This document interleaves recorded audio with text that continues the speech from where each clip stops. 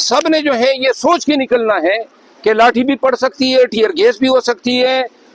Firing بھی ہو سکتی ہے، لیکن اب یہ وقت ہے کہ ہم نے ڈٹ جانا ہے. ہم نے اپنے حقوق جو قانون ہمیں دیتا ہے، پشاور ہائی کورٹ نے آرڈر کیا ہوا ہے، اس کے باوجود اب آئی جی کے پی کے خلاف جو ہے کنٹمپٹ کی پٹیشن آج دائر ہو جائے گی،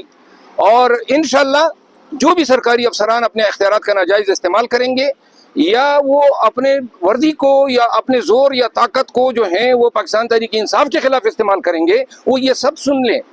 کہ آئندہ ہم 500 اور 1000 کی تعداد میں نہیں آئیں گے. ان قریب